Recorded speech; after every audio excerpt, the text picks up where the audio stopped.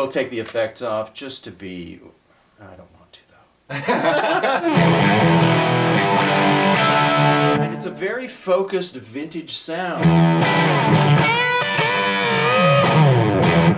That's an amazing chord. Let me show you that. I love that chord.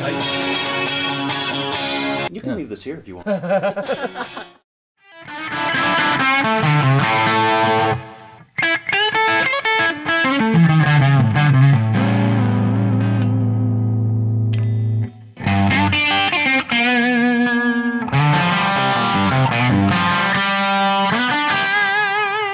I've seen it. This one, Eric Johnson likes this Oh, one. man, come on.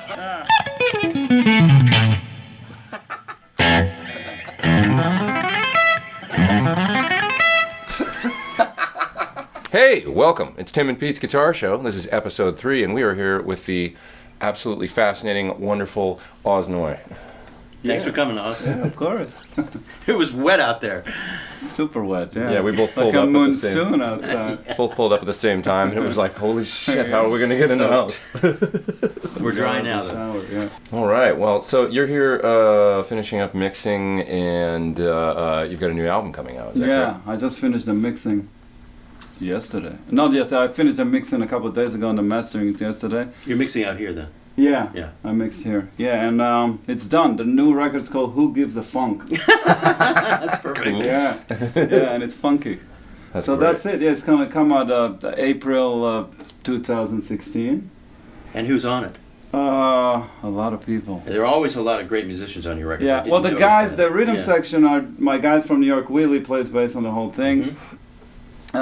Steve Wolf plays drums on half of it, and Rocky Bryan plays on the other half. Those are New York guys. And my friend Jerry Z plays organ on most of it. And then I got a bunch of guests, so I gotta remember. So Bonamassa is on it. Robin Ford is on it. Jeez. Dweezil Zappa is on it. And then Chris Potter, saxophone player. Randy Brecker, trumpet player. Fred Wesley from James Brown Band is on it too. They're all like featured guests on each track. And then Medeski played on a couple tracks also. And then there's actually a track, there's 2 songs on this record that weren't exactly leftovers from Volume 1, Twisted Blues Volume 1 and Volume 2, but those are tracks that I recorded, and I did a version of Little Wing, actually, with vocals, the first time I had a vocal track, with Corey Glover singing on it. Oh, cool. cool. Yeah, Wow. That's a yeah, good idea. yeah. And that thing's been sitting in my on my hard drive for like 6 years. Wow. Because I recorded in Volume 1, I didn't get it right. So every time I made a record, I opened it up again. I was like, oh, maybe I'll try it now. And it took me, this record, I was like, I gotta get it right. So I had to redo a couple of things, like redo the drums and stuff. But that's done. Then I had another, it's like a shuffle that we recorded on Volume 2 with Chris Layton and Rhys Winans and Grosko Beck. And I didn't use it on Volume 2, I just had enough tunes. So I added that into the record. That's the one that Joe Bonamassa played on. Oh, great. So I took whatever I had left and figured it out. That's an incredible assortment of amazing players you've got. But you kind of you have a knack for that. You're like kind of a ground zero for pulling together a lot of players on your records. You've had like just amazing people. You know, playing. it kind of looks more like I get cool guests. Like I had Chick Corea on my record. I had like Alan Toussaint on my records and stuff. So I get really cool guests. But I have a concept. I don't call them just for the name. Like I have a concept, and I really think about who's gonna really work. Wow.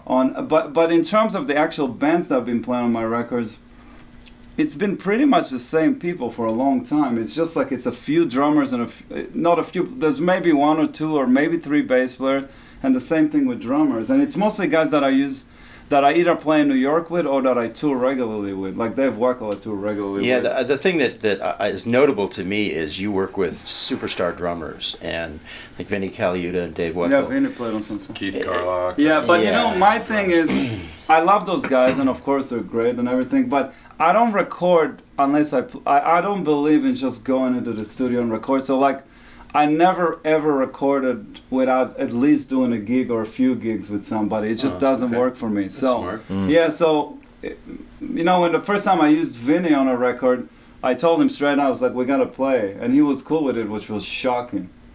So I never do that. With Wackel, I work all the time. Keith Carlock and Anton Fig are the drummers that played on most of that stuff. I've been working with them for 20 years. It's like literally since I moved to New York. So, and I play New York live every week. So when I do a record, we play every week for a long time for the thing to gel and to sound good. Because when we go into the studio, we're just playing. We're not figuring out parts or anything. We're playing and we try to get the best takes. Well, it seems like your rhythm playing is designed for a drummer because it's very musical, but it's also always complex and always changing. There's a lot going on. He has an insane pocket, this sense of groove and pocket that just never, and it's all the way through your lead playing and your rhythm playing. It's just crazy, and so I can understand that when you're picking a drummer for a tune, I'm kind of used to playing with the best guys, so it's like normal for me. I was like, I don't know what to do if I don't have this guy or that guy. I was like, but how did you develop that? Like that you know what happened? Groove, like. I don't know if it's crazy groove. We all do sessions, so we all have good time. You know what I mean? And I started doing session work since I'm really young in Israel. Actually, I started doing recordings when I was 13 or 15. Okay. You know what I mean? So I got used to playing with a click. Yeah. But it's a different kind of thing because when I moved to New York, I remember the first thing that struck me, except of the fact that the jazz scene is incredible, was I started to play with really good rhythm section, like bass players and drummers, and then I was like, oh wow, that's how it's supposed to feel, and that's how it's supposed to sound. Yeah. And that's something that you can never get out of listening to a record or playing with a record. It's only, like, you know, you guys probably, like Steve Ferroni, for example. Sure. When you play with Steve Ferroni in the room, it's like, it's the most simplest backbeat there is, but it's like, wow. Yeah. And when you hear the track soloed, you can't believe what's going on inside it. Like with Matt Chamberlain, these guys, you can't believe what's actually happening inside the pattern. And that's something that you can never, that's something that you just have to be there. Yeah. So when I moved to New York, I had decent time, you know what I mean? But when I started playing with those guys, and then I got to play with better and better people, then I really got this thing about groove. It's like, oh wow, that's really what it's about. Well, it's a really, really powerful thing, I think, because there's something about your music that I find fascinating, which is that I'm going to make a confession right now. I don't consider myself someone with the biggest ears. You know, there's a lot of music that goes over my head, and there's something about what you do. With you know, you play jazz, you play blues, and you play many different styles and stuff, but you're harmonically stretching a lot. Yeah. And yet the groove in the pocket is so deep that I find it very easy to listen to, and it's really great for me as a listener because I want to be challenged. But a lot of music I just kind of tune out if there's not that. But your music with that intense. I got a lot of people, you know, like fusion is the bad word, and I do think fusion is a bad word because there's a lot of bad stuff that's been done with that. But basically, fusion is just a mix of a couple of, you know, genres together, which is what I do. But I don't like, people think I like complex music, and a lot of times I'll get tracks that people want me to solo over, and I was like, oh man. It's like, oh, you like Odd Times, yeah? I was like, no, I freaking hate Odd Times. And I don't play in Odd Times at all. It's just like in my compositions, there's some like twists and turns. Things cross the bar and they turn around. Yeah, but if you listen to the solos, it's all just straight grooves. That's what I was always into since the beginning when I started this whole thing. It was always about that. Yeah, what I love about your soloing is every time you start a solo, and I try and do this too, you always leave spaces. Like you play like a horn player when you start a solo, and then when you peak, of course, you're playing constantly, which is good too. But I love that you're actually leaving space. The hardest thing is to and I forget. I'll do like 5 riffs that have space, and then it's all over, and it's constant. Yeah, that's the hardest thing, to be relaxed and to really kind of striking that balance of like, and then when he takes it outside, because you do play outside stuff, you always pull it back in such a musical way where I was like, whoa, like it takes you on a little ride for a second. Yeah, and you'll stay pentatonic, but that's because you want to stay pentatonic, and then you can depart. That's I think there's 2 things. One is I don't like complicated music. Although some people would think that my music is, I don't think my music is complicated, at least these days. There was some twists and turns here and there, but in general, I do not like complicated music. But what I do like is when somebody plays behind me and they just keep it really solid and simple and clear, then I can really do what I do, go in and out, all that kind of stuff, or play with the time and stuff. And then it's clear, you know what I mean? It's not too much like everybody jumping on it, or you know what I mean? That's like actually all my favorite jazz records are the same. Like that's why I like Chick Corea, for example. Everything is so clear, and that's why it's so beautiful. To me, that's just my personal taste, you know?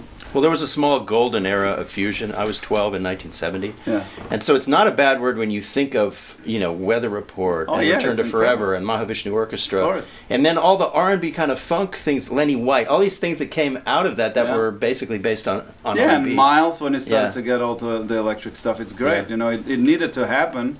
And I think it's still developing with new jazz guys that mix in electronics or just mixing other type of music. It's just that fusion in itself as the word is just like became like this curse, you know. Maybe next year it won't be a curse. It'll be maybe not. Maybe everybody's gonna the get best word in the world. Everything's possible today. Hey, so what kind of amp do you like to use? What's your favorite amp? You know, I live in New York, which is super limiting in terms of just moving around with stuff. Right. And I don't move my stuff anymore. I have amps in my house that I record with. And I have 1 or 2 or 3 amps that are like, I have an old deluxe, I have an old super, I have a basement, like a Victoria basement. So if I do just regular little gigs, then I'll bring one of those. When I do my own gig, I don't carry my big amp. So I have a Tool Rock. It's a Gain Master 100. Mine is a little modified, but not much, but it's great. That's like my main amp, and then I have an old Marshall, a CIF 72 or 73, that's also modified, that's great. And so do you request an amp when you go to the studio, since you're not going to bring it in a cab, right? Well, no, a lot of recordings, if I can't get cartage, then I'll just bring my stuff. Yeah. If not, then, I can take one amp. Okay. If I have to, but you take a head, of course. Yeah, of and course. I have a couple of heads. I have like the 18-watt handwire Marshall, and I have a Bandmaster, an old Bandmaster that sounds amazing. I keep it at home, and the sound's in your hands anyway, so. Yeah, to some degree, I guess. But if you can. Yeah. Oh, I was just gonna say, do you tend to set an amp up like on the edge of breakup and then get gain tones with pedals, or do you get it out of the amp, or just depends? I found that because I play a lot live, I found that I get the best tone just from pedals. Like my amps are loud and they're clean, but they're clean at the edge of they're kind of started to compress. If they're too clean, I can't play. Right.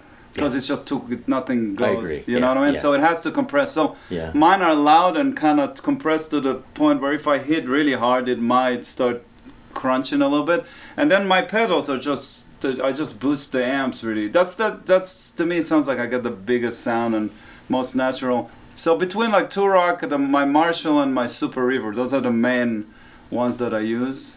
What's your philosophy, if I'm correct? You have an 11 set, but you put a 12 on the high E? What I don't have a philosophy about it. It just feels good. It doesn't feel that good because it's a little stiff, but it's a little round sounding, Okay. So it balances you like the way guitar. It sounds. Yeah, because I play a lot on the bridge pickup. Right. A lot. So with the bridge pickup, I always struggle with it. It really depends on the amp, because if the amp is... When I go on the road, I play rental amps, which is a nightmare. So with a bridge pickup, it's just very hard. Like it depends on how it curves. Like sometimes whatever you're gonna do, if you turn the treble too little, then it's gonna be too dark. If you turn it too up, it's too bright. So this helps the string kind of rounds it a little bit. Do you have a tone control on the bridge pickup? Yeah, I do. Okay. I never use it because I don't like the way it sounds with the tone rolled off. It's kind of hard, right? It's like I always have that. I always have them on my Strats, but then I'm always turning it all the way up because I'm like, I'm losing something. Yeah, you lose something. Yeah, I think if you have a lot of saturation on the sound, then it makes more sense. Like Scott Henderson, that's I think Jeff Beck used to do that a lot. But if I don't have my sound are not super saturated at all. Actually, it's more just volume and some overdrive. So this, I don't know. It helps sometimes, but. I don't know, you lose like the sound of a guitar or something from it. I don't know why, it's just kind of like... Yeah. So... You have to get it from the amp, whatever the balance is. Yeah. So it's pretty balanced, and my guitars, even if it's 11 with a 12, they kind of don't feel like that at all. They kind of feel pretty light in terms of the tension. So it's not horrible. So you're getting ready to tour right now. Yeah. This is your last day in LA, right? Yeah, I was Glad here we got for, you. Yeah, I know, for a couple of weeks, just getting away from the New York winter that I'm not looking forward to go back to. But I just finished the record, so I recorded in New York, but I mixed it here and it's done. So I come back to New York and then I go to Asia. I got an Asian tour in March. Wow, cool. Yeah, and then I come back here for a couple of days and then I play Catalina's in LA, and then I go back to New York and then I start a US thing for a couple of weeks. And then I'm supposed to go to Europe also, but I don't know exactly. Wow, busy. Yeah, it's kind of great. weird. It's it's a bunch of, it's like probably the most dates I've ever gotten in a year, good. like in terms of when a good. record comes out. Yeah, it's People want to see you. That's great. I hope people want to see me. Great. Will you tour as a trio or? Yeah, I can't do. It's just not affordable to do more than a trio. Right. You put all the backgrounds on Pro Tools and Yeah. You're playing the tracks. So we play to a click track. The solos are all written out. It's all forms that are, I never would have guessed, but okay, that's cool. yeah, it's all worked out, man. So cool gear for me is these amp switchers. These are made by Pablo Cahayan, and he's in Spain. Lovely guy, genius. Really, he's a genius. Wow. And so each of these switchers can switch 8 heads into 4 cabinets. And because downstairs my vault is a bit limited, I only have 1 cabinet for each one. But someday I plan on hooking up more cabinets. So I'm just going to scroll through this thing. I've used these for years, and they always steal a little tone. This steals no tone. I did a test. It's dead quiet, Right. and it steals no tone. Amazing. So all your heads right here, just to kind of, these are all plugged into the switcher, Yes. and then the cab is downstairs mic'd. Yes. And you're able to instantly switch between any of them. Yeah. Yeah, and he makes models with MIDI, so for live, I think that would be a really, a great thing too. Amp 1 right now is this divided by 13. I'm going to switch to the Rivera that's underneath it. And then I'll move on to the high watt. But you can't see, it's back here. Super loud amp. Okay, then I'll move on. Next is the Wizard, which is very loud.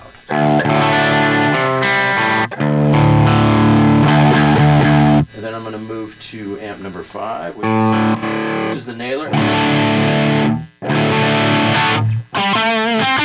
For solos, I'll use it a lot, or for power chords. Then moving on to the Diesel. A lot of depth. Yeah, great for solos, and it's great for modern rock stuff. And then Paul's new amp, PRS.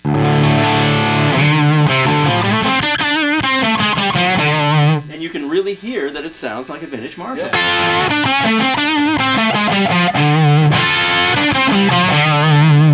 That'll do both the super bass and super lead circuits in one? Yeah, Does it do exactly, that? yeah. Wow, And cool. so one knob is the super lead and one knob is the super bass, and you can blend them. Pretty good. Yeah. And then the last thing I hooked up, it's this amp. I never met the guy who made it. Howard Willing left me this amp when he moved to Nashville. It still belongs to Howard. And it has 2 power sections. It has a 6L6 power section and an EL34 power section. You can blend them. So let's check it out. It's the EL34 power section. And then I'll turn it off, turn up the 6L6 knob.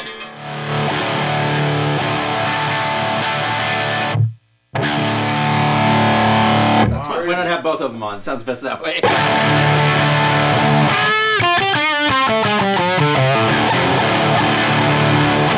That sounds cool, man. That's really interesting. I've never seen anything like that. But that really goes to show, I mean, your goal here is to work fast, professional, and be able to do a whole bunch of different things like really quickly. Basically. Yeah, when I work for people, anything that stops the momentum, anytime I have to stop for 5 minutes, it starts to drag the session down. So having these allows me to just get right to the musical part that I So want to cool. play. Yeah, It's good. Super cool. So, cool gear. Cool This gear. is cool. Yeah, this is my Leo Scala guitar. So Leo's a cool dude that I met in Santa Monica a while back, and he was always like, "Hey man, you gotta let me make you a guitar one of these days." And I was like, "Yeah, sure." So he brought some guitars by my studio that he had built, and I was knocked out. I was totally blown away. He's kind of he's an artist as well as a guitar builder. He does a lot of this kind of like metalwork stuff on his guitars. And this one's actually fairly understated for some of the stuff that he does. He tends to inlay a lot of like metalwork into the top of his guitars and stuff. But so yeah, basically, obviously based off sort of less polished type, but one volume, one tone, really straightforward. Switches down here. You know, a lot of people that ask me about this guitar in videos and stuff like, what the heck is that thing? You know, it got a little bit of a Gary Moore vibe to it. Yeah. So it looks like a vintage guitar, but then you're like, wait a minute, something's off. Like there's only 2 knobs. The thing that amazes me is that when you put it in your hands, this channel right here, that's amazing. Right. Oh yeah, that's so cool. It's got this vent, and so it's sort of like a somewhat semi-hollow thing going on. So I got this guitar and took it immediately to Japan on tour, and I didn't know if I'd bond with it or what. Yeah. And it became like my main guitar on that tour, mainly because it's got this unfinished, really kind of beefy mahogany neck that feels great, and great big frets, like 6100s I think they are. So on the rock gig, it was like I could just get a hold of it, and it was like, you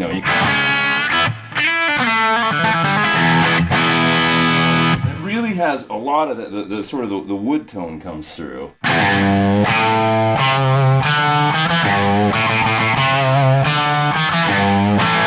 You know, it just has that thing, and the middle position's great. It really does that thing, really well, I find. Neck pickup's nice and clear.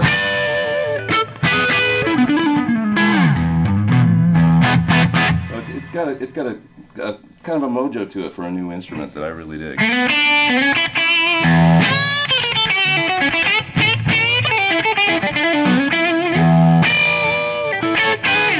A Jimmy Page tone to it. Yeah, it's got a very Jimmy Page. I loved hearing you play it. You want to give it a go? What the hell? What the hell? What the hell? Why not? Hold on, where's my pick? Oh yeah. Yeah, it's got to be your pick though. It can't be. It doesn't have to be my pick. I like it a lot. It's very nice.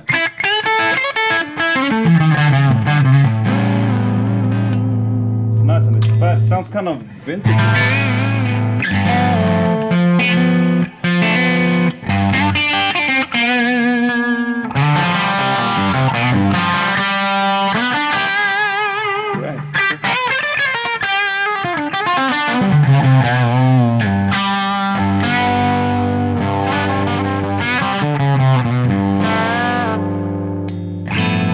Cool, man. Super cool. I love when you're doing bending within chords and stuff. That's I only know this one though. That's the only one I know. Yeah, you get out on stage and there'll be 6 more of them. I know that's the tip of the iceberg with you. Really beautiful. It's very woody sounding. It sounds like an old guitar, really. It doesn't sound like anything new. Yeah, a lot of that wood tone, right?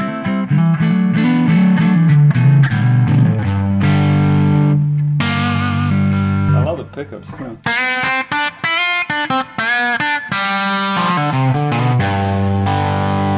Wow, sounds good. I'll take it. No, I'll take it. Yeah, I'll take it. It's fine. You want to check it out? Yeah. What are we playing? We're playing through the Wizard amp. Play through the Wizard. It sounds yeah.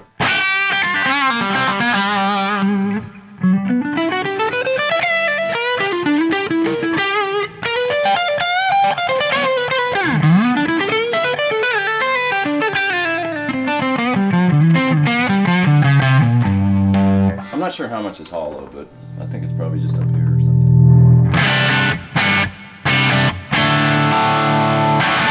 Does How long it does make it- those? He does, yeah. How long does it take to get one of these? This He is made amazing. it for me really fast, actually. Like, I mean, a couple months, maybe. Wow, It wasn't that's long amazing. From the time he started. Really? Forgive me. I'll have to contact him. I will, yeah. He's super cool. He makes great tellies and telly style, This with is the super, bend. super happening. Yeah, I It's dig like it. really, really, really happening. Yeah, I dig the headstock too. Looks kind of like it's a bit of an Art Deco thing going on or something.